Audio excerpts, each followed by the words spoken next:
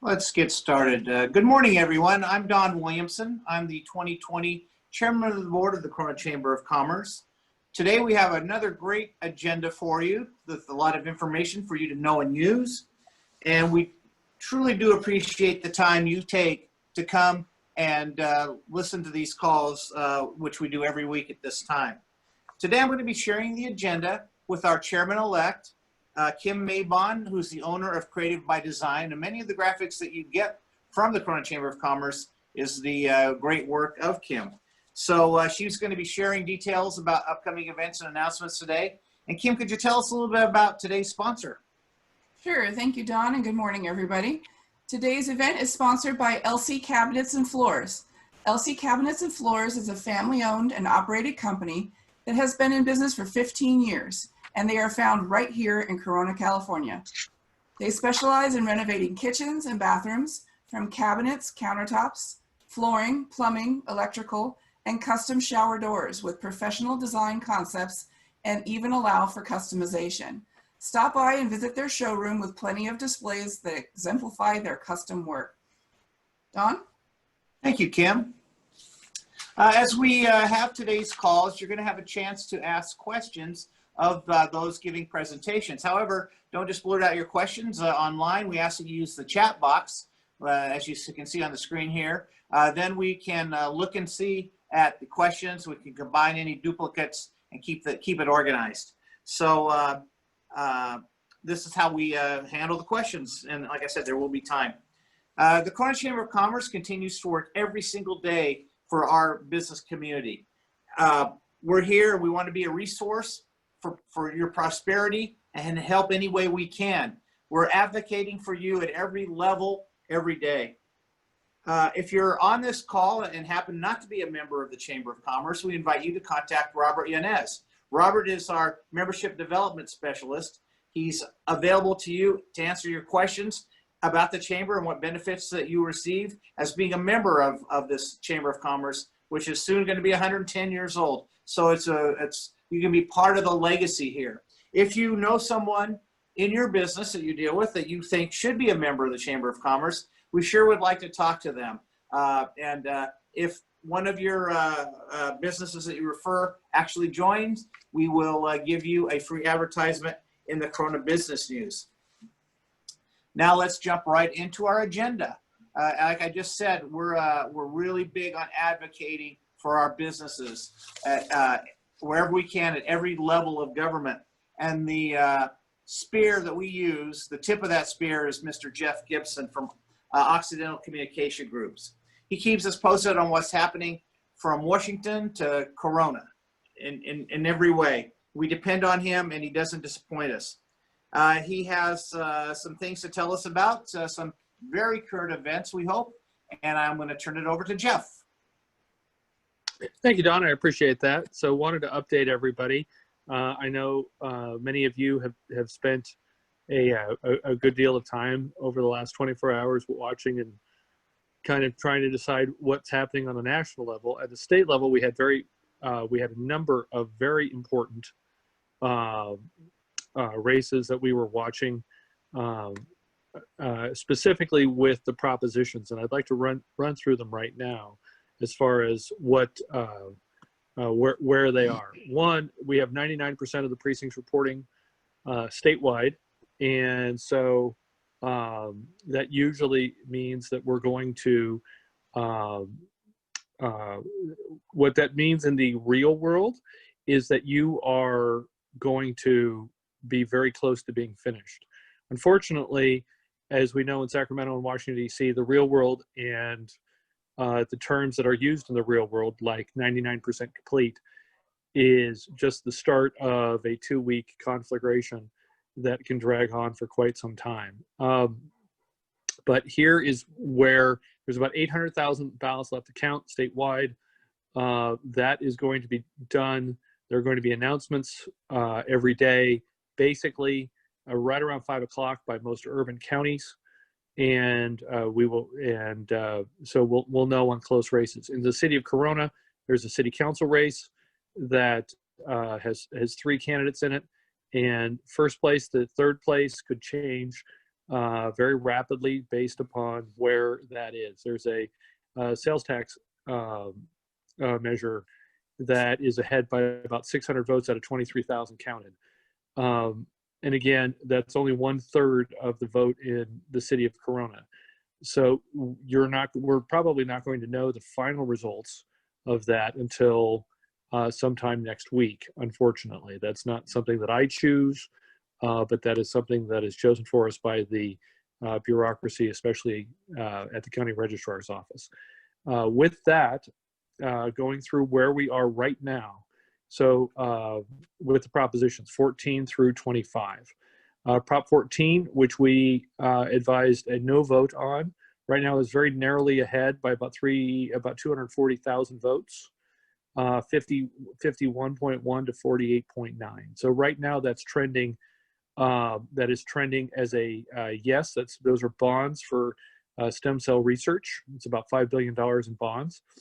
And the reason that we opposed it was not because we're against stem cell research in any way, but that private capital is very, very, very available for almost any sort of reasoning. So currently that is ahead for passing, but that is narrowing quickly with each round. Prop 15, which we've talked about quite often on this call, would have wiped out Prop 13 protections for businesses.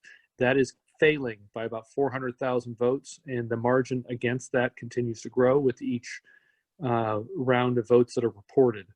But again, that is very close, 51.7 to 48.3.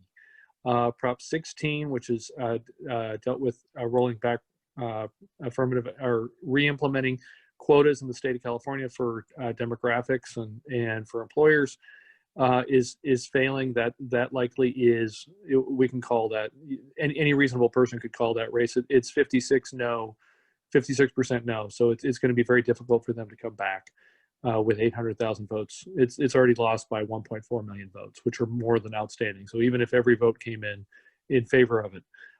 Prop 17 restores the right to vote after a felony prison term in a state prison. That is passing. It's passing by 18 points. So it's going to be implemented in January. 18, which would allow 17-year-olds to vote, is failing, and it's failing pretty substantially. So it's not going to pass. 18. That's 18. 19, which we discussed pretty thoroughly. We took a yes position because it helped a wider swath of seniors, the disabled, and people that are hurt by emergencies to transfer their property tax. And that is passing 51-48 and some change in each direction. I can expect that might change as well. It has been contracting rapidly with each round. So 14, 15, 19 so far are within that realm of could change. So don't take it to the bank. 20, which is rolling back a number of the Prop 47 from a couple of years ago, which basically eliminated most property theft felonies in the state of California, making some reasonable changes to that.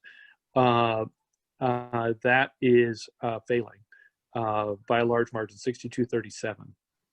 21, rent control, which would have created more than 500 rent control boards in the state of California, is failing basically 60-40. So it's not going.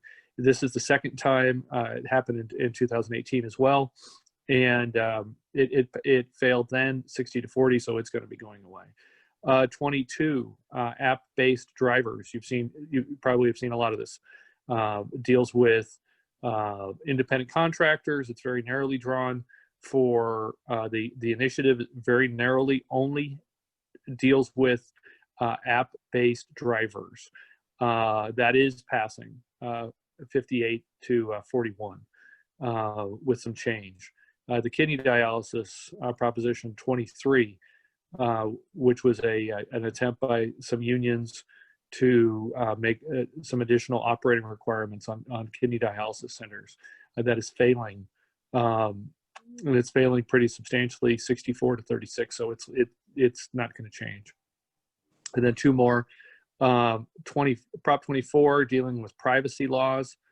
Unfortunately, that is going to pass. That is going to be something that every small business owner, every business owner on this call that uses a website, which is basically everybody, is going to have to understand, and you're going to get a pretty fair amount of new instructions from a new state agency.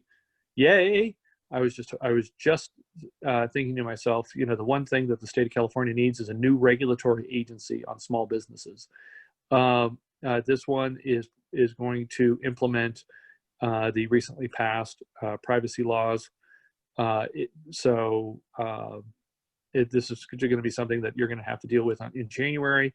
And in our advocacy work for you in January, we will be updating people as the responsibilities get published, likely middle to late next year. And finally, 25, which would have constitutionally eliminated bail in the state of California, failed. And so bail is still illegal in the state of California by the act of the legislature. So the legislature can overturn any act that it creates. But the residents of the state of California decided that they did not, that they wanted to keep bail as an option in the future. And so that's what that vote was. That's 25. So we had as your business advocate, as making this easier for you to employ people and to make a living for yourself. I look at this as a good evening, as at least on the state ballot, on the state ballot side. I'm not going to make any comment on any other race that we weren't monitoring, but for that purpose, I think it was a fairly good evening, and I'd be happy to answer any questions that you may have. Wow, Jeff, very interesting. Thank you for that update and analysis. Deborah, do we have any questions for Jeff? Yes, somebody would like to seek clarity on how the new law on Prop 24 impacts small businesses. Could you elaborate further on that? So the California Privacy Act deals with how any company that has any online presence deals with the collection of data by your websites. And so if you have, and then you can say, well, I don't. Well, if you have an email list, for instance, you collect data.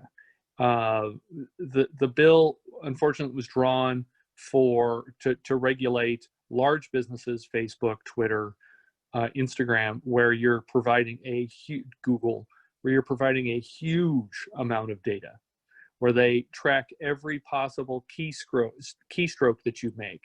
If you log on to any website from the state of California, while you're within the state of California, for instance, last weekend I was out of the state of California. I could log on to any website on the web, and they didn't come up with a huge disclaimer saying we use cookies, for instance. But if I were on a Wi-Fi in the state of California, it would come up with almost filling up my entire phone screen saying, we use cookies before you can move forward. You have to understand this, blah, blah, blah, blah, blah. So the state agency will regulate how any of the data you collect, even if it's incidentally, even if it's by your web host, for instance, if you use GoDaddy or Squarespace or Wix or any of these, there's going to be a lot of different disclaimers that you're going to now be working with on their side as well.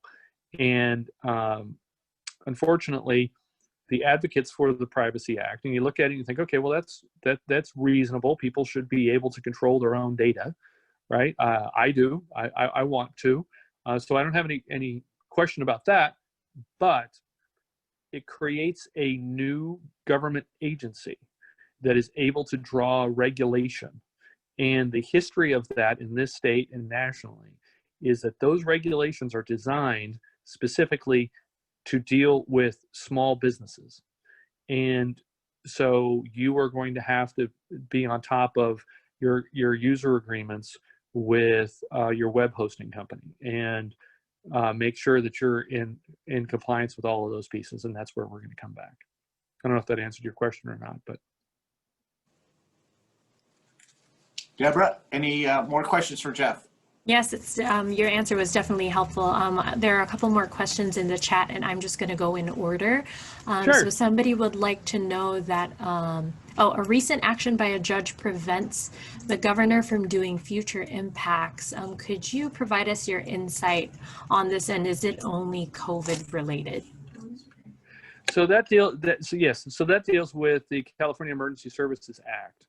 And what the governor was saying was under that act, and the act was drawn in the 1950s originally and amended a couple different times between then and today. But what the act says, and what the legislature decided to provide with the governor, is in times of emergency, the governor has access to all police authority. That means that he doesn't have to go in and tell the city of Corona what to do with their police. He doesn't. The idea was earthquake hits. He calls and you can't get a hold of anybody. He calls the police chief and says, "This is how you're going to do this." And so it dealt very specifically in the legislative history with police authority. The way the governor started reading that, and only this governor, the Emergency Services Act has been used in the past in times of civil disturbance, 1965 with the Watts riots, 1968 with South Central Los Angeles, 1992 with the Rodney King disturbances, and then all over the state for earthquakes, for instance. Every governor, Republican and Democrat, read that to being police authority.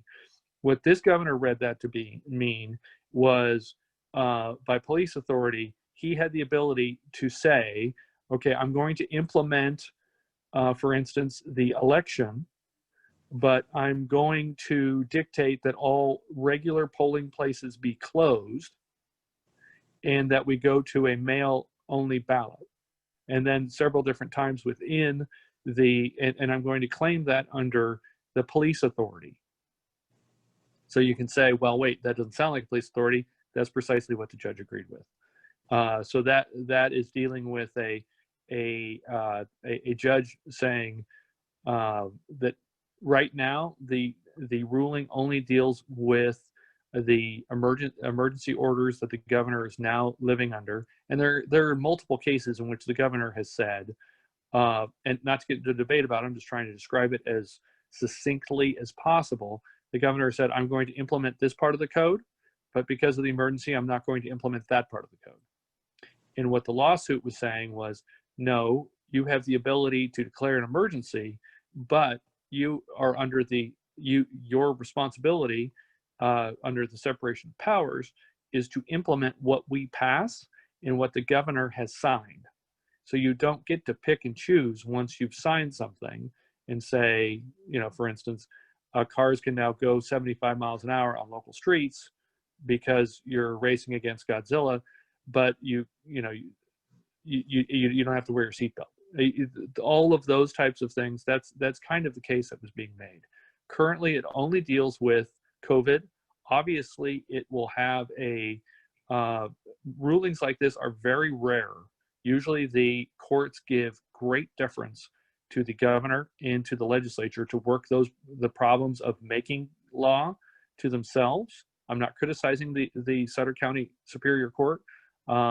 It's a very interesting argument on both sides. I believe that the judge did speak correctly to it because the governor is, and he if he were on this line, he would admit that he is making selective decisions about what laws to implement under police authority. So it was pretty narrow, but it could be extremely significant going forward. And we'll track it for you. Thanks, Jeff. Deborah? Going back to the propositions, Yes. now that Proposition 22 is looking like it will pass, how will that impact and what are the next steps for Uber or Lyft? So interesting thing about propositions is that they take effect immediately, unless it says within the act, within the proposition, that it has a different active date. So it's not like with the legislature where where laws often are passed in, say, May, June, July. They're signed in October and then they take effect. They can take effect in January or July or at some future date. In the state of California, once the election is certified, it becomes law. So the lawsuit against Uber and Lyft that are trying to have them cease their operations as currently structured in California will be lifted, I would presume, because this answers the question. When we pass a proposition in the Constitution, it says specifically that the people reserve the legislative right to themselves, and that they will express themselves in ballot measures and in votes for their representatives. So when we passed Prop 22, for instance, last night, we literally were the legislature of the state of California. So so the court has to give deference to that. Now, obviously, there's lots of things that get passed by ballot measure, and we know courts can wipe those out. But yeah, so for right now, any of the legal jeopardy that Uber, Lyft, Grubhub, or any of those types of app drivers find themselves in currently would be lifted. That's probably going to be the biggest piece of that puzzle. I would presume almost immediately that one of those drivers, on behalf of a coalition of unions that got together to litigate us to this point, would then at that point sue to have Prop 22 set aside, and that'll probably take 3 to 4 years. But during the meantime, they can continue to operate. Thank you. But this is not in my history. This is not the last you're going to hear of this. It's kind of like rent control, where you go to the ballot and you go to the polling place, look at your ballot, and think, didn't I just vote on this? Wait a second. Why are we being asked this again? Why are we being asked again about Prop 13? Don't we vote on this almost every time? Yeah, you do. It's one of the things we decide that we want to do here in California. So. The price of democracy. Exactly. Any more questions? Pardon? Any more questions, Deborah? No, there are no more questions in the chat. Jeff, thank you so much. Great job you do for us and for being on this call every week to keep us posted of what's going on. We truly appreciate your efforts. Thank you. Absolutely. Thank you, guys. Well, the year 2020 is in many ways seems like we're running on a treadmill, but we have made it to November, and there's still things left to do in the year. Some things that you need to know about. And Kim, can you tell us about some of those things? Sure thing, Don. First up, we have the Paul Webb's very popular workshop happening tomorrow, Thursday, November 5th. Paul is a licensed NLP master trainer with over 43 years of sales training experience. The focus will be on personality types. If this is your first workshop, Paul will do a quick recap of his previous session before jumping into this exciting new topic. This is a can't miss for anyone in sales, and there's still time to register, so don't wait. Also coming up is our Coffee with an Entrepreneur next week on November 9th. We will have the privilege of hearing from Dean Safe for this event. He is the owner and operator of CarStar All-Star Collision and has a remarkable story that you won't want to miss. So join this free event held in partnership with the City of Corona. But you do need to be registered to be included, so RSVP now using the link on the screen. Don? Thank you very much, Kim.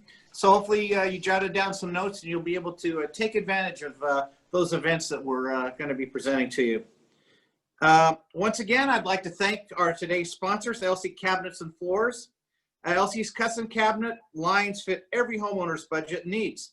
They only carry American-made products from Decora, Diamond, Aristocraft, Craft Made, and more, along with countertops of quartz, from Caesar stone to Cambria, as well as all types of natural stone, granite, marble, limestone, and the list goes on.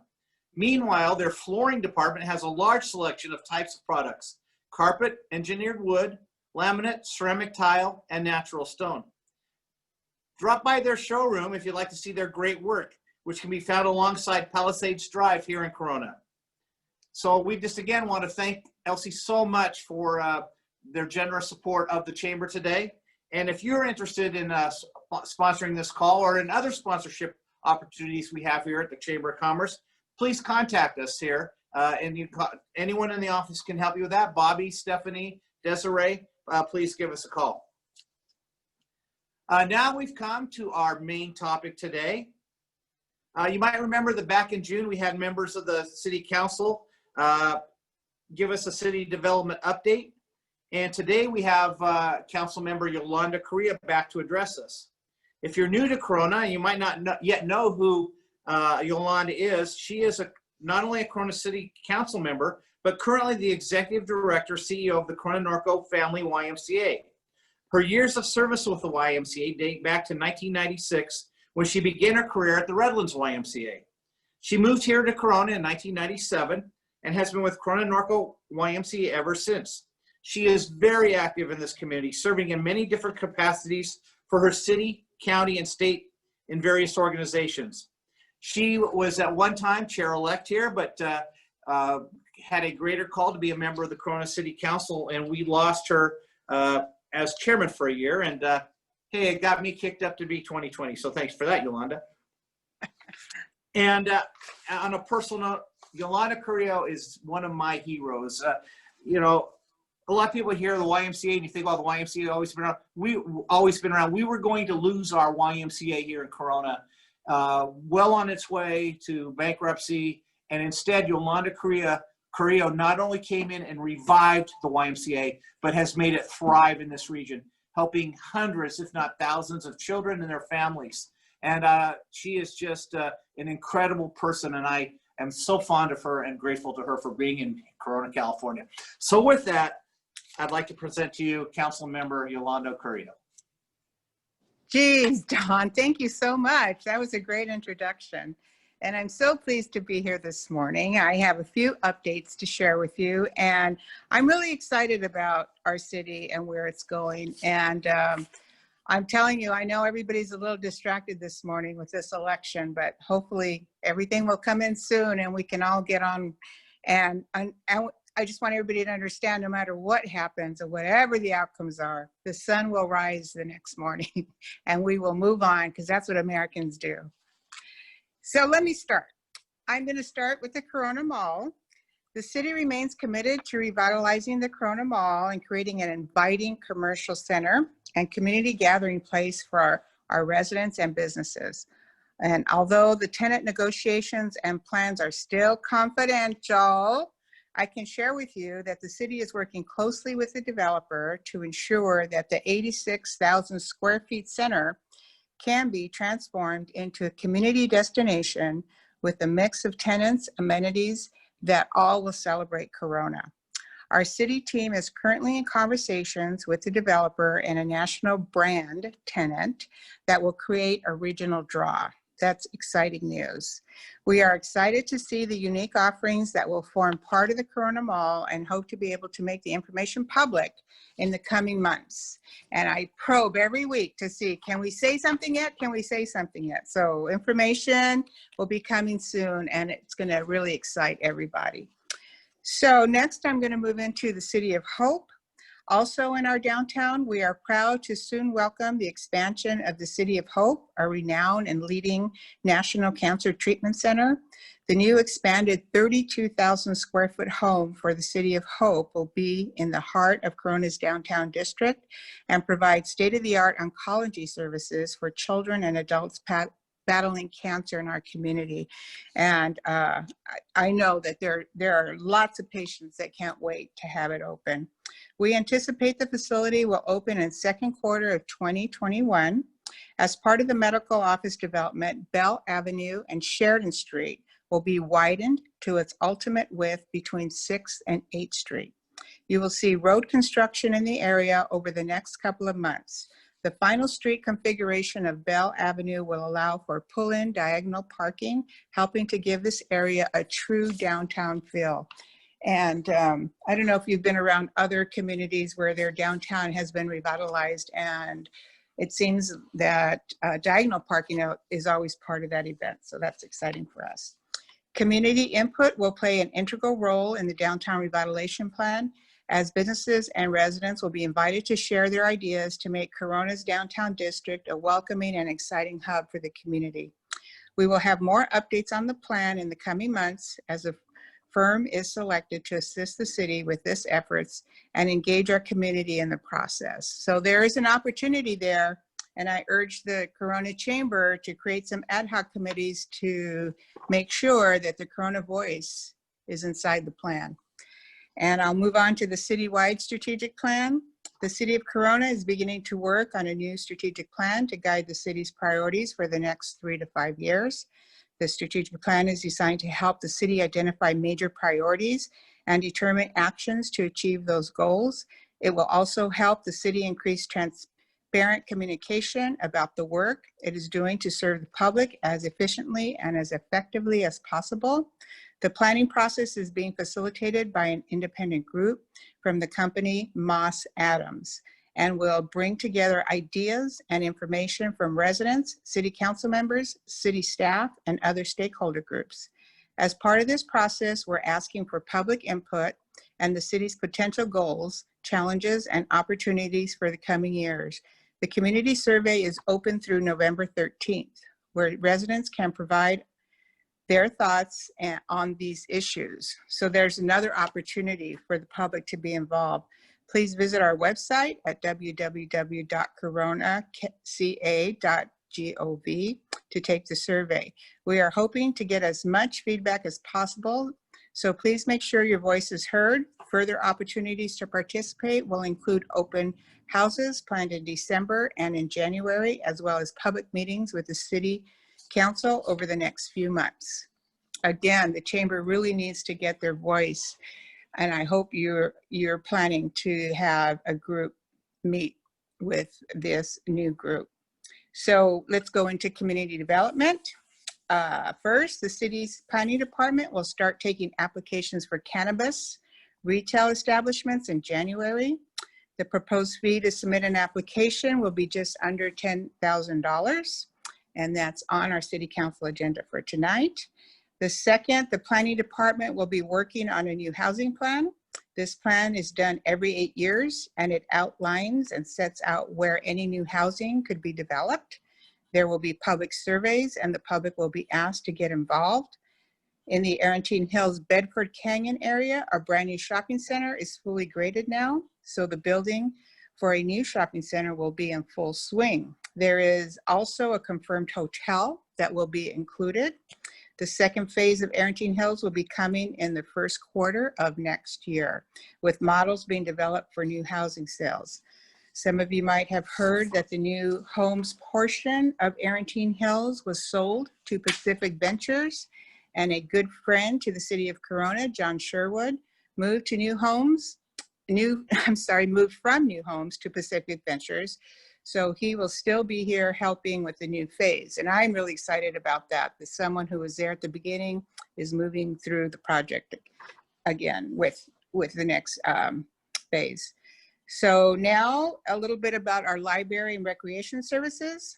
This department just celebrated the unveiling of the new Lincoln Park Playground and expect to be ready to open up the new Santana Playground in the next 2 to 3 weeks. The hope is to break ground on the reopening plans for Griffith Park by the end of this month. The department will also be conducting community input meetings on November 12th and November 14th for Mountain Gate, Cuesta Verde, and Tehachapi Park improvements. For full information is on the City of Corona's Facebook page. So there's really 2 places that you can look at and really get in tune with what's going on, and that's the city website and the city's Facebook page. The library's hours are expanding. I'm so excited about this. To Monday through Thursday, 10 to 5. You will be able to check out materials, reserve a study room, or public workstation. Numerous grants have been awarded to the library over the preceding months to support the digital collection, access from home with an e-card, a full-service access library card, a Corona Norco Unified School District student ID card. This is a smart pass and works the same as a Corona Public Library card. So there's really numerous ways to get involved in the library system. And lastly, I have a few updates from the Economic Development Department. The new Foothill Center at the I-15 and Foothill is near completion and will add 2 new restaurants, China Fusion and Tacos El Rancho. The project will additionally be home to Every Home Suites, a 99-room hotel, so another hotel. Corona continues to be a leader in the industrial manufacturing sectors and currently has over 1.8 million square feet of industrial development suitable for headquarter expansions and relocation currently planned. And lastly, the Bedford Marketplace will add more than 125,000 square feet of new retail and restaurant space anchored at a new exciting grocer. So that's good news also, especially for that center there by Eagle Glen. So there'll be some relief for that center. And with that, those are my updates for the city. So I'll take any questions. And following that, Bobby asked me to just give a little update about the status of the new CEO that's coming into the YMCA, and I'll do that also. Thank you. Thank you, Councilmember Carrillo. Deborah, do we have any questions for Councilmember Carrillo? Yes, there are a couple of questions. The first one is in relation to your update on cannabis. Is Okay. the policy that the council adopted favorable for residents to own and operate, or are you looking for more established businesses from other communities to come in? Anyone is eligible to apply, but it is going to be based on a merit system. So I would definitely think about it and look over the application and decide whether that's something that you would want to pursue or not. But anybody is eligible. Thank you. Thank you so much. Another question that is specific to the plan. There seems to be a tradition in Corona to do a study session style plan every 10 years or so. And there was one that was done years ago called Charrette. The asker, or the person who gave the question, would like to know, did the council consider using the established and approved plan from years ago, or reusing it again?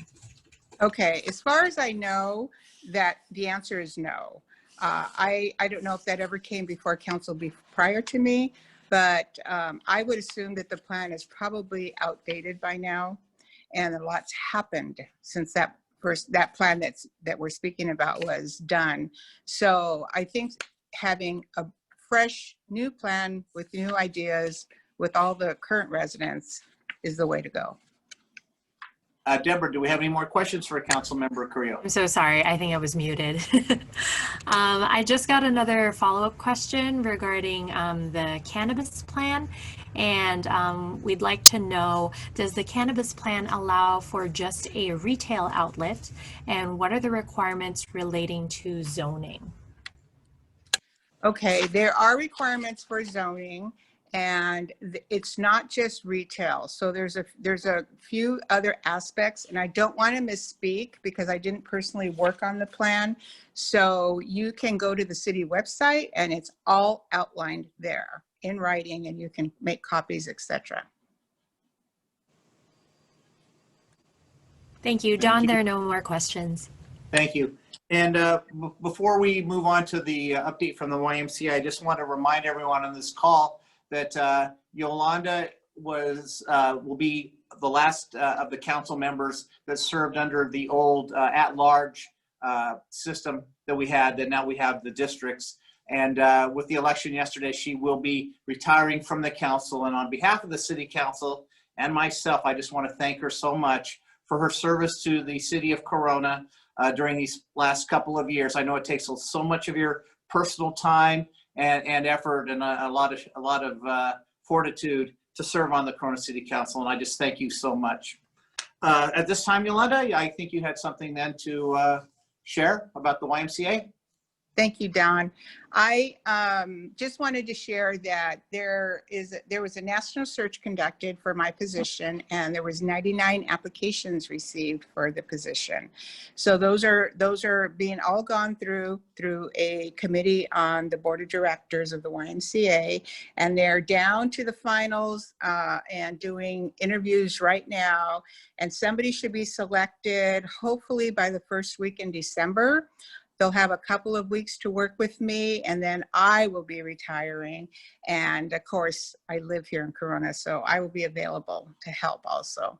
But that's when we're expected someone to come on board, and I would really ask everybody's support in helping acclimate this new person to the community and give them as much as love and support as everyone has given me in the YMCA.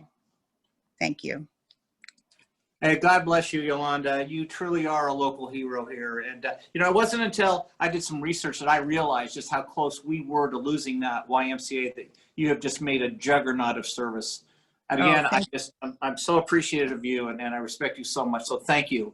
And thank you. And look forward remember, to seeing you for many more years. I didn't do it alone, Don. I know that, but you organized it. And, you know, there were people here before you got here that you put it all together. So thank you very much. Thank you. At this time, Kim, can you tell us about a very important event that we have coming up soon? Sure thing, Don. As most of you know, every month we have an event called Good Morning Corona. But November is a special edition as we do our salute to the military. Come join us for breakfast as we honor our military for their service to the nation. Anyone can register for and attend the event, but not just chamber members, so the fees will vary. Follow the instructions on your screen now to learn more, or call us at the chamber. Don? I just want to finally, once again, thank those that participated on this call today, our speakers, to give us their insights and information that is just a part of the service, making this available to our members, and for their help and support in doing that. And again, as far as membership goes, I'm a big advocate for joining this Corona Chamber of Commerce, because the more people we have as our members, the more in businesses, the more influence we can carry in supporting our businesses. So if you are not yet a member, or if you know someone who should be a member, please contact Robert Yanez. His information is there here at the chamber office, and he is available most of the time. So please get in contact with him. And also, we encourage you to follow us on social media. We have a really solid program on social media. You can get invited to our events. You can find out the latest happenings through our Facebook pages. You can see photos of events that we have. You can get tips on how to maximize your membership and get to know your fellow members, not only on a business level, but on a personal level through Instagram. You can watch videos and get event recaps, helpful seminars, and more through our YouTube channel. You can watch this call. You can watch the calls we've had in the past and find out the information that we have put out there these many weeks. This is a digital age. We're in the 21st century, and this is the best way to get real-time updates on just what exactly is in store for our members and what our members can expect. So please follow us on the various social medias that you see there. And I think you will be pleased with what you find, and make it part of your daily routine to do a quick review and check of what we have going. You don't want to miss what's going on. It's important information, and we have a good time at the Corona Chamber of Commerce, and we want you to be part of that. Once again, we'd like to thank our sponsor today, Elsie, for being kind and generous to sponsor this call. We don't want you to miss any of these calls, so please register today for upcoming calls. And soon we will be announcing our topics and the guest speakers that we have on deck. So sign up now on this link that you see on your screen now, and you won't miss anything. Our time is run out for today. We've covered our agenda. Thank you again, finally and all, for being on this call. And we look forward to talking to you again next week. See you soon. Thank you. Thank you.